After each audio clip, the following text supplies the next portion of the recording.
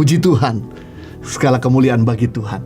Baik, kita persiapkan hati kita untuk mendengarkan firman Tuhan. Kalau kita senang dengan sebuah judul khotbah, saya beri khotbah saya dengan tema buah kehidupan. Saya mengajak kita untuk melihat firman Tuhan dalam Matius pasal 21 ayat 18 sampai 20. Pada pagi hari dalam perjalanan Yesus kembali ke kota, Yesus merasa lapar. Dekat jalan ia melihat pohon ara, lalu pergi ke situ. Tapi ia tidak mendapat apa-apa pada pohon itu selain daun-daun saja. Katanya kepada pohon itu, engkau tidak berbuah lagi selama-lamanya. Dan seketika itu juga keringlah pohon ara itu. Melihat kejadian itu tercenganglah murid-muridnya, lalu berkata, bagaimana mungkin pohon ara itu sekonyong-konyong menjadi kering? Peristiwa Yesus mengutuk pohon ara sangat tidak lazim. Yesus yang keseharian terlihat asik, bijaksana, santun, sabar, namun kali ini kelihatan sangat emosional. Ia marah karena tidak dapat buah ara untuk mengisi perutnya yang lapar dalam perjalanan dari Betania ke Yerusalem. Apakah tindakan Yesus itu dapat dibenarkan? Kita harus mengerti latar belakang dari pohon ara, bahwa buahnya dan daunnya muncul bersama-sama, dan malah kadang-kadang buahnya muncul lebih dulu daripada daunnya. Jadi sudah seharusnya pohon ara itu mengeluarkan buah pada saat sudah berdaun. Jadi ketika Yesus melihat pohon ara itu yang sudah berdaun dengan lebat, Yesus langsung mendekati dan berharap dia bisa menemukan buah untuk bisa dinikmati. Yesus bukan sekadar mendekati, tapi Yesus secara teliti melihat dan mencari buah ara. Jangankan buahnya, kuntum buah yang kecil pun tidak ada. Berarti pohon ara ini gagal menjadi tanaman yang produktif, sebab tidak bermanfaat bagi orang lain. Jika begini, jika demikian, apa gunanya lagi untuk dipertahankan selain dikutuk? Murid-murid Yesus jadi tercengang. Bagaimana mungkin sekonyong-konyong pohon ara itu menjadi kering? Tidak ada suatu penyebab yang jelas yang bisa membuat pohon ara itu layu seketika. Yang aneh bukan saja daun-daun yang menjadi kering, tapi juga batang pohonnya layu dalam sekejap dan berubah menjadi sebatang tongkat kecil. Kutukan rohani ini seperti sangat menakutkan. Kutukan itu bekerja secara diam-diam tanpa terasa, tanpa serangan api yang tersembur, tapi tetap saja ampuh. Sungguh mengerikan. Pohon ara yang tidak berbuah sama dengan kehidupan bangsa Yahudi yang pada waktu itu tidak menghasilkan buah kehidupan. Mereka suka mempelajari firman Tuhan, tapi tidak suka melakukannya. Mereka semangat melayani, tapi tidak semangat untuk mengalahkan kedagingan. Mereka kelihatan suci dari luar, tapi di dalamnya penuh dengan kejahatan dan kebencian. Mereka memiliki karisma, tapi nggak ada karakter. Mereka memiliki daun yang rindang, tapi nggak ada buahnya. Jika sudah demikian, tidak ada lagi gunanya selain dimusnahkan. Tuhan mau kita bukan sekedar berdaun, berkarisma, tapi Tuhan mau kita berbuah. Bukan sekedar kelihatan baik dari luar, tapi juga bisa menghasilkan sesuatu dari dalam. Buah dalam Perjanjian Baru mengandung 4 arti. Yang pertama, buah berbicara soal perubahan hidup. Perubahan hidup bukan bicara soal kesempurnaan, tapi pertumbuhan, ada progres.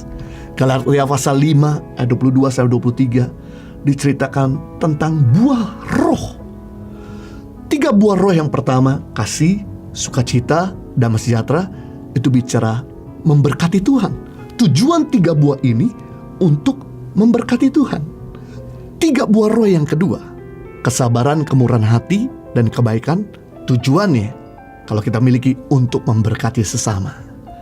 Dan 3 buah roh yang terakhir, kesetiaan, kelemah lembutan, dan penguasaan diri, tujuan kita memilikinya agar memberkati diri sendiri. Jadi Tuhan mau kita memiliki 9 buah roh ini agar bisa memberkati Tuhan, orang lain, dan diri kita sendiri. Tolong dianalisa dari mulai tahun lalu sampai hari ini. Apakah kasih kita bertambah-tambah atau berkurang-kurang?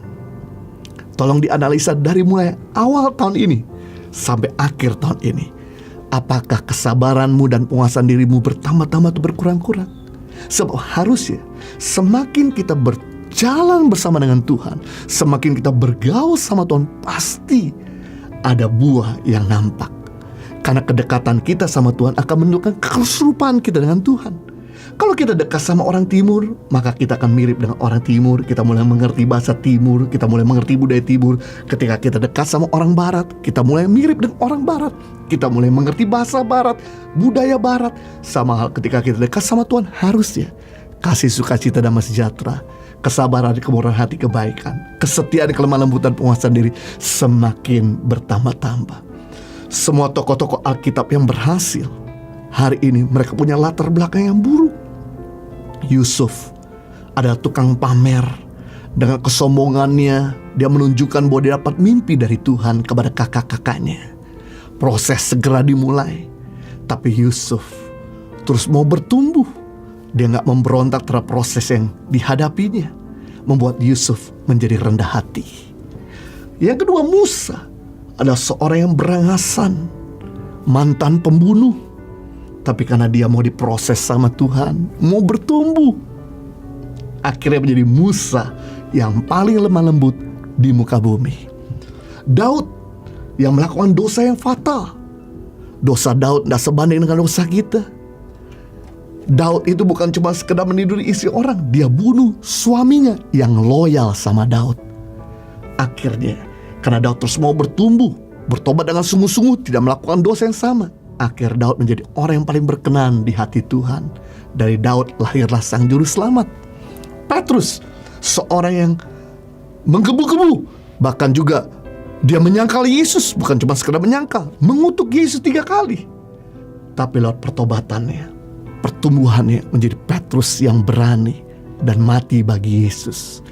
Mungkin Anda punya latar belakang yang buruk. Yang penting di sini Anda harus bertumbuh agar Anda punya masa depan yang baik. Bill Gates berkata, if you born poor, it's not your mistake. But if you die poor, totally it's your mistake. Kalau Anda lahir miskin, itu bukan kesalahan Anda. Karena Anda lahir tidak bisa pilih dari keluarga yang mana. Tapi kalau Anda mati miskin, berarti itu pilihan Anda. Penting di sini untuk kita bertumbuh, berbuah. Mungkin Anda pernah terikat dengan dosa. Sekarang waktunya untuk Anda bisa berbuah, meninggalkan dosa-dosa Anda. Bisa kok yang lain lepas, pasti Tuhan yang sabar akan menolong Anda juga. Mungkin Anda pernah gagal dalam pernikahan. Waktunya sekarang kita berbuah, agar kita jangan mengulangi kesalahan yang sama, supaya pernikahan kita jangan gagal lagi. Mungkin Anda pernah dipecat dari kerjaan karena malas, karena gak mencapai target. Sekarang kita punya pekerjaan yang baru, yang dipercayakan sama Tuhan.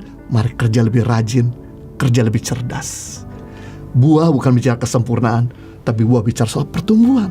Yang kedua, buah kehidupan dalam perjanjian baru punya arti menjadi saluran berkat. Tidak ada satu pohon di dunia ini yang makan buahnya sendiri. Setiap pohon yang berbuah, yang nikmati yang lain. Tidak ada pohon apel makan buahnya sendiri. Ngeri sekali. Tidak ada pohon durian makan buah sendiri. Tapi setiap pohon yang berbuah, yang lain nikmati. Manusia bisa nikmati, hewan bisa nikmati, sama. Tuhan mau untuk kita berbuah, sehingga lewat hidup kita, orang bisa mengecap manisnya Tuhan. Orang bisa mengecap kebaikannya Tuhan. Mungkin hidup ini udah pahit, tapi karena lihat buah yang ada dalam diri kita, membuat mereka lihat Tuhan yang nyata dalam kehidupan kita. Matius pasal 7 ayat 12. Segala sesuatu yang kamu kendaki supaya orang perbuat kepadamu, perbuatlah demikian juga kepada mereka. Itulah isi hukum Taurat dan kitab para nabi. Yesus mengajarkan, apa saja yang orang lain ingin perbuat, perbuat terlebih dahulu kepada mereka. Berarti mekanismenya, sebelum kita diberkati, berkatilah orang lain terlebih dahulu. Mekanismenya, sebelum kita ditolong orang, tolonglah orang lain lebih dulu. Mekanisme sebelum kita dipromosikan, diangkat, promosikanlah orang lain lebih dulu. Mekanismenya sebelum kita diampuni, ampuni orang lain lebih dahulu. Kita gak akan mungkin menarik uang di mesin ATM kalau kita sendiri tidak pernah mendepositkannya. Dan ini filosofinya, kita tidak akan pernah menarik banyak uang kalau kita nggak pernah mendepositkan banyak. Demikian juga kita tidak akan pernah dijadikan oleh istri kita raja kalau kita nggak pernah jadikan dia ratu. Kita tidak akan pernah disenyumin tetangga kalau kita sendiri judes sama mereka, eksklusif sama mereka. Kita tidak akan pernah diampuni orang kalau kita sendiri tidak pernah menyapa mereka. Jadi apa saja yang orang ingin perbuat kepadamu, perbuat demikian. Mari kita berbuah buat mereka. Saya teringat waktu saya tinggal di Australia tahun 96 sampai 2006. Tiap tahun biasa kami ambil kesempatan untuk liburan ke Indonesia. Kangen dengan makanan Indonesia.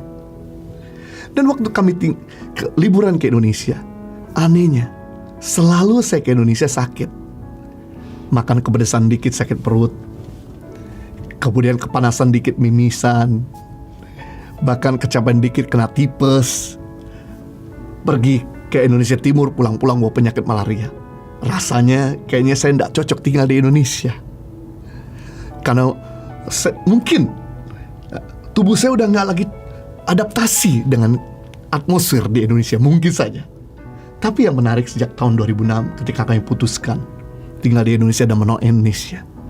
Sejak tahun 2006 sampai hari ini 2020, hampir dikatakan saya jarang sakit. Kalau sakit pun cuma beberapa jam saja, nggak sampai berhari-hari. Saya kemudian mulai mikir, kok bisa saya orang yang fragile terhadap penyakit jadi orang yang punya daya tahan tubuh yang kuat. Ternyata ketika kami mulai menolong Indonesia, anak-anak yang kami beri makan, guru-guru yang kita support, mereka berdoa syafaat untuk kami dan donatur. Hal inilah yang membuat saya jadi lebih sehat, membuat saya lebih baik, dan membuat saya bisa menikmati buah yang kami keluarkan kepada hidup orang lain, dan orang lain pun memberkati kami. Saya teringat juga di kota Solo ada seorang dokter bernama Dr. Lo Siangging, di mana dokter ini ada dokter yang selalu menolong pasien yang tidak mampu. Dia tidak pernah membeda-bedakan, walaupun dia nggak kenal, walaupun berbeda suku, walaupun berbeda agama dengan dia. Kalau pasien itu membutuhkan pertolongan, dia siap bantu, dan seringkali membebaskan biaya prakteknya. Bahkan kalau ada pasien tidak bisa mampu beli obat, dia keluarkan uang untuk membelikan obat bagi pasien tersebut. Seandainya ada pasien yang nggak bisa operasi karena biaya, maka Dr. Lo Siangging nggak sungkan-sungkan untuk mengeluarkan uangnya dan membiayakan operasi orang tersebut. Dia lakukan itu bertahun-tahun di kotanya. Ketika tahun 1998 masuk kerusuhan di kota itu, pasukan ini menjara dan membakar pertokoan dan perumahan. Dan kemudian ketika pasukan ini mau masuk ke tempat praktik Dr. Lo Siangging, orang-orang sekeliling tersebut, orang tua, anak-anak, pasang badan dan berkata, jangan pernah sekali-kali kau sentuh tempat ini. Kalau kau sentuh tempat ini, hadapi kami. Kita bisa melihat ketika kita berbuah, orang lain juga akan berbuah buat kita. Ketika kita menolong orang, orang akan menolong kita. Mungkin orang yang kita tolong gak bisa balas dengan harta, tapi mereka bisa balas dengan doa, mereka bisa balas dengan tenaga, mereka bisa pasang badan untuk kita. Teruslah berbuah. Yang ketiga, buah dan perjanjian baru bicara soal jiwa-jiwa yang belum diselamatkan. Yohanes pasal 15 ayat 16, bukan kamu yang memilih aku, tapi akulah yang memilih kamu. Dan aku telah menetapkan kamu supaya kamu pergi dan menghasilkan buah, dan buahmu itu tetap, supaya apa yang kau minta kepada Bapa dalam namaku diberikannya kepadamu. Yesus mengajarkan rumus dalam berdoa. Yang pertama pergi, yang kedua menghasilkan buah, dan yang ketiga buahmu tetap. Buah bicara soal jiwa-jiwa. Ketika kita pergi dan menghasilkan jiwa-jiwa yang terhilang diselamatkan, maka apa saja yang kita minta, Bapa berikan pada kita. Kenapa sampai hari ini doa kita buntu? Karena kita gak pernah pergi dan menghasilkan jiwa-jiwa. Tuhan Yesus lebih banyak perintahkan kita pergi daripada kumpul. Dalam Matius pasal 28 ayat 19, karena itu pergilah, jadikan semua bangsa muridku, dan baptislah mereka dalam nama Bapa dan Anak dan Roh Kudus. Markus pasal 16 ayat 15, lalu Yesus berkata kepada mereka, pergilah ke seluruh dunia, beritakan Injil kepada segala makhluk. Lukas 24:47, dan lagi dalam namanya berita tentang pertobatan dan pengampun dosa harus disampaikan kepada segala bangsa, mulai dari Yerusalem. Kita bisa melihat di sini Tuhan Yesus lebih banyak perintahkan kita pergi daripada kumpul. Kita boleh kumpul untuk dicas, dilengkapi, dikuatkan. Tapi setelah itu kita harus pergi untuk menguatkan yang lain. Kita harus pergi untuk memberkati. Kita pergi untuk menyelamatkan yang lain. Karena goal kekristenan bukan diselamatkan, tapi goal kekristenan menyelamatkan yang lain. Goal kekristenan bukan dipulihkan, tapi goal kekristenan memulihkan yang lain. Mobil dia sekali-kali aja kumpul di bengkel untuk diservis dan diganti oli.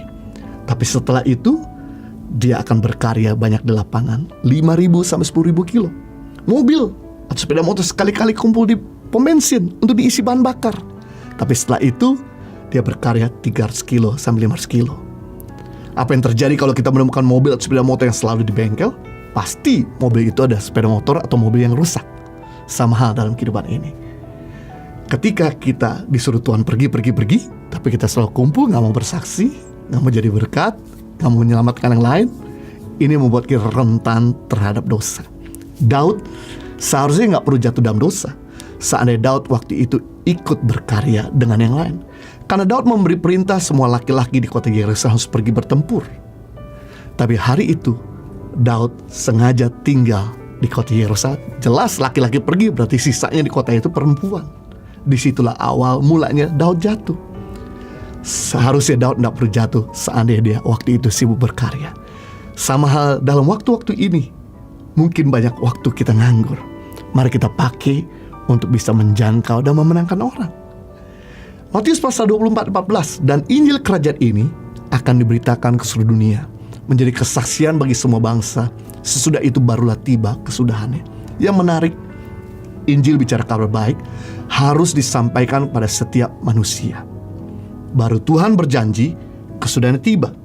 Berarti Tuhan kita adalah Tuhan yang maha adil. Dia tidak akan pernah datang kali kedua. Akhir zaman tidak akan pernah datang sebelum kabar baik sampai kepada setiap manusia. Tidak adil kalau Tuhan datang detik ini, akhir zaman datang saat ini, sedangkan orang yang ada di sebelah kita belum mendengar Injil. Atau mungkin tetangga kita, bahkan orang-orang di dalam pedalaman belum tahu tentang keselamatan. Itu sebabnya dia berkata dan berjanji, mereka semua harus mendengar, setelah itu baru dia datang. Berarti kita tahu yang mempercepat kedatangan Tuhan kali kedua sebetulnya bukan surga, tapi yang mempercepat kedatangan Tuhan kali kedua yaitu saudara dan saya. Semakin cepat kita memberitakan kabar baik, semakin cepat pula dia datang kali kedua. Semakin lambat kita memberitakan kabar baik, semakin lambat dia datang kali kedua. Dan kita bersyukur di mana mulai hari-hari ini digenapi lewat adanya teknologi, dengan adanya jaringan, membuat Injil bisa disebarkan lebih cepat dan lebih luas. Namun masih ada daerah-daerah yang belum terjangkau oleh teknologi. Perlu ada orang yang pergi ke sana.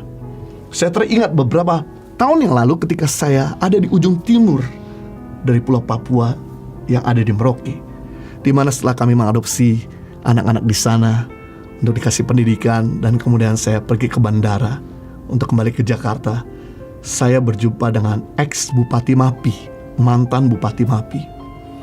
Bupati ini berkata, Pak Jojo, ada satu daerah di Papua Selatan ini, di daerah Mapi, masih ada suku primitif, tinggal di sepohon, dan mereka semua tidak berpendidikan dan masih telanjang. Saya mau Bapak untuk kembali lagi kemari. Saya mau ajak Bapak ke sana supaya bisa memberikan edukasi dan juga membuat mereka bisa punya kehidupan yang layak. Dan sejak hari itu saya mulai fokus untuk membuka center-center kami di daerah-daerah tertinggal. Kami mulai masuk di daerah pedalaman Nabire, pedalaman Yapen, Biak, di pedalaman Kaimana. Kami masuk di Sorong dan sebagainya, dan masuk ke pulau yang ada di Maluku, di NTT, Mentawai, dan kemudian Nias dan sebagainya. Tujuannya adalah untuk memberikan mereka edukasi dan kemudian juga supaya mereka bisa diselamatkan. Mungkin Anda tidak bisa pergi ke sana, tapi paling tidak Anda bisa pergi kepada keluargamu yang belum diselamatkan. Anda mungkin gak bisa pergi jauh-jauh, tapi paling tidak Anda bisa pergi kepada pemimpinmu atau pegawaimu yang belum diselamatkan. Tuhan kita adalah Tuhan yang suka menjawab doa. Namun kenapa sampai hari ini doa kita tidak dijawab? Karena kita gak pernah berdoa buat mereka. yang kita doakan kebutuhan kita, makanya dia jawab sesuai dengan doa kita. Mulai saat ini ambillah beban untuk mendoakan keluargamu yang belum diselamatkan. Ambillah beban untuk tiap hari mendoakan bagi pemimpinmu, pegawaimu, tetanggamu, mitra bisnismu. Jangan sampai kita udah bergaul sama mereka, kita udah tinggal sama-sama mereka, kita udah bermitra sama mereka, kita diselamatkan sedangkan mereka binasa. Sungguh egois dan selfish. Saya rindu setiap kita dipakai sama Tuhan.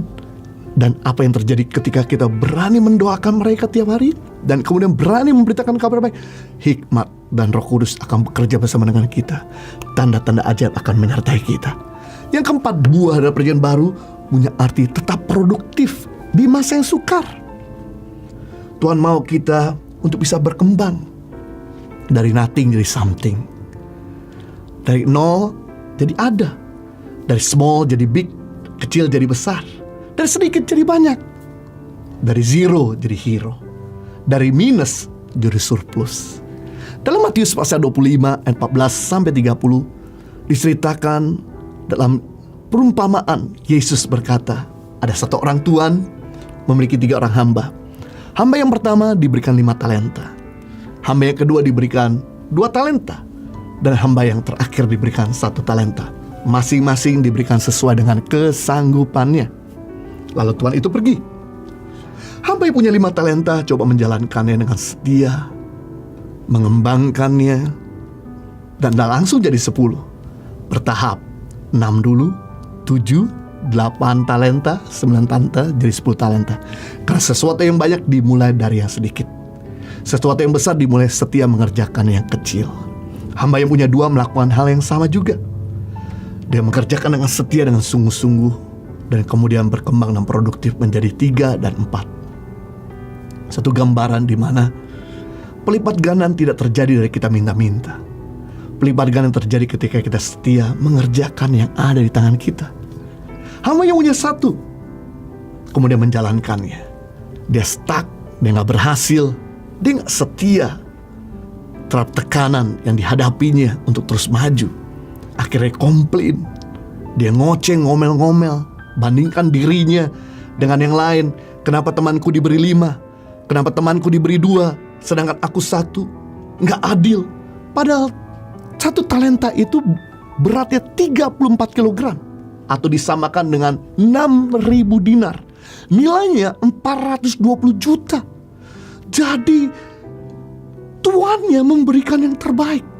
Walaupun diberikan sesuai dengan kesanggupan, tapi dia tidak berikan yang ecek-ecek. Yang diperlu lakukan adalah mengembangkannya. Nah, ketika hamba ini nggak mengembangkan, akhir dia mengubur kemampuannya. Tiba waktunya Tuhan itu datang untuk mengadakan perhitungan. Hamba yang punya 5 jadi 10. Matius pasal 25-21. Maka kata tuannya itu kepadanya, baik sekali perbuatanmu itu, hai hambaku yang baik dan setia. Engkau telah setia dalam perkara kecil, aku memberikan padamu tanggung jawab dalam perkara yang besar. Perkara besar tidak datang dari kita minta-minta. Perkembangan dan produktivitas didapatkan ketika tekun, setia mengerjakan yang terbaik dengan apa yang ada kita miliki. Hamba yang kedua berkembang jadi 4 talenta. Tuhan itu berkata dalam Matius 25-23. Maka kata tuannya kepada hambanya, baik sekali perbuatanmu itu, hai hambaku yang baik dan setia. Engkau telah setia memikul tanggung jawab dalam perkara kecil, aku memberikan kepadamu tanggung jawab dalam perkara yang besar. Masuklah dan turutlah kebahagiaan Tuhanmu. Luar biasa. Namun hamba yang 1, ketika ketemu sama tuannya ini, dia tetap menyodorkan 1 talentanya. Langsung Tuhan ini berkata dalam Matius pasal 25 ayat 26 dan 27, hai hambaku yang jahat dan malas, yang gak mau produktif. Dan kemudian dipanggilnya algojo, dicampakkan hamba yang tidak berguna itu dalam kegelapan paling gelap. Di sanalah terdapat ratapan dan kertakan gigi. Satu gambaran, Tuhan mau kita berbuah, Tuhan mau kita produktif. Ingat, Anda gagal bukan karena Anda bodoh, Anda gagal karena Anda kurang berlatih, kurang persiapan. Anda berhasil bukan Anda jenius, Anda berhasil karena Anda matang persiapan, sering latihan. Orang yang sering latihan cenderung berhasil, orang yang kurang latihan cenderung kurang berhasil. Jadi kita melihat di sini hal yang luar biasa. Ada 3 tujuan Tuhan memberikan kepada kita kemampuan.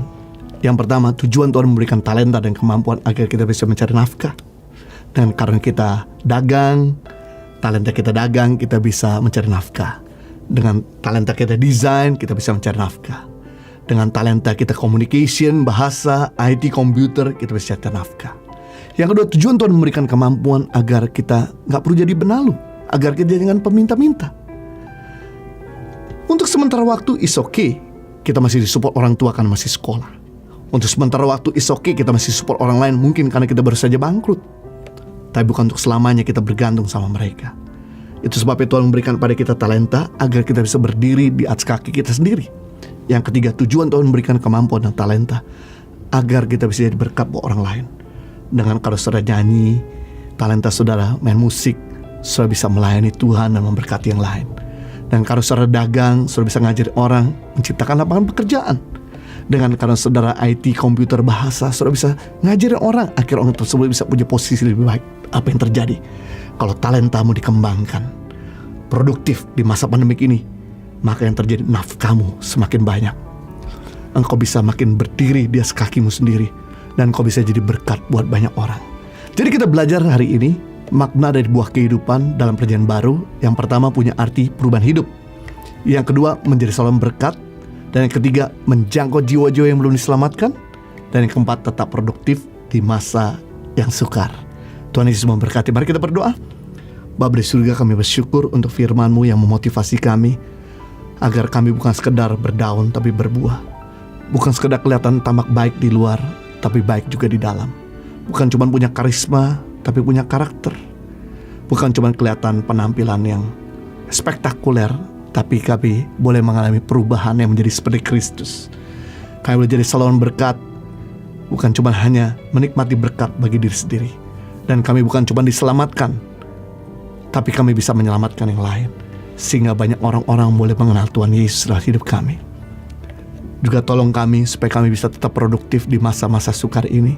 Sekalipun kami dibatasi, sekalipun kami punya masalah, tapi gak menutup kemungkinan untuk kami bisa tetap berkembang, bertumbuh, berbuah, dan maju, sehingga nama Tuhan makin dimuliakan.